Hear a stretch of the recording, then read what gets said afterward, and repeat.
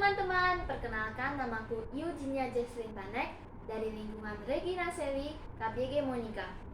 Hari ini aku akan menceritakan tentang Kristen Suam-Suam Kuku yang diambil dari kitab Wahyu bab 3 ayat 14-22.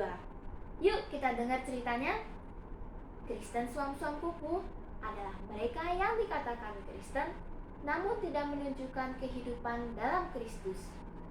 Istilah ini diambil dari keadaan kota Laodikia yang mengambil air panas dari Hierapolis dan mengambil air dingin dari kota Kolose.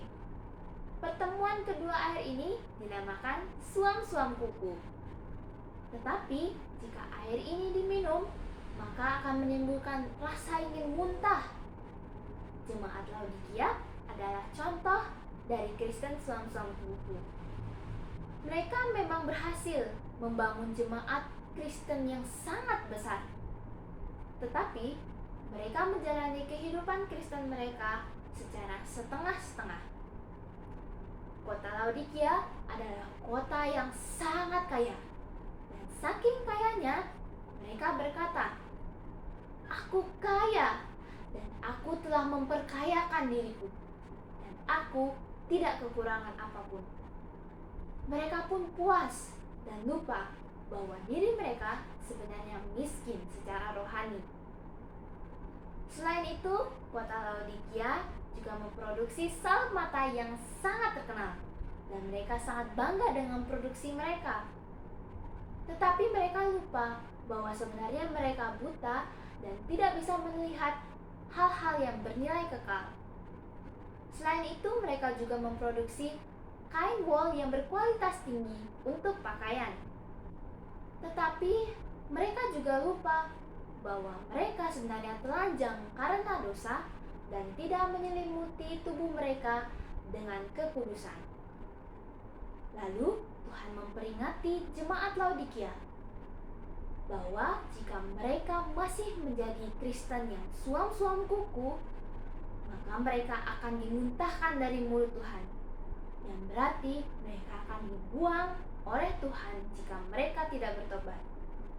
Sebenarnya Tuhan tidak akan membuang anak-anaknya jika mereka mau bertobat dan kembali kepada Tuhan.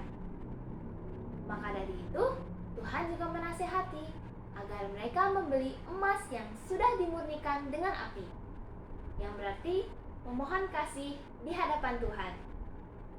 Lalu Tuhan juga menasihati agar membeli pakaian putih, yang berarti hidup dalam kehidupan yang suci. Dan terakhir, Tuhan menasihati agar mengakui bahwa mereka buta dan meminta minyak kepada Tuhan untuk melumasi mata mereka agar membersihkan dari hal-hal yang ditawarkan oleh iblis sehingga membutakan mata mereka. Tuhan sangat berharap setelah mereka mendengarkan nasihat tadi, jemaat Laodikia dan seluruh umat Kristiani bertobat dan membuka hati kepada Tuhan. Kita juga kadang seperti jemaat Laodikia loh, pergi ke gereja hanya mengikuti orang tua. Tidak pernah aktif di gereja dan berdoa hanya kalau perlu saja. Padahal Tuhan sangat menantikan saat-saat di mana kita menempatkan Tuhan pada tempat yang utama pada hati kita, sehingga kita menjadi pemenang dan menerima kebahagiaan bersama Tuhan di kehidupan yang kekal. Ingat, Tuhan tidak suka kita menjadi Kristen yang suam-suam kuku atau setengah-setengah. Dan Tuhan tidak akan membuang anak-anaknya jika mereka mau bertobat, karena Tuhan adalah sahabat bagi orang yang bertobat. Nah, itu dia tadi cerita tentang Kristen suam-suam kuku. Setelah mendengar cerita ini, kalian masih mau menjadi Kristen yang suam-suam kuku atau memperbaiki diri dan membuka hati untuk Tuhan?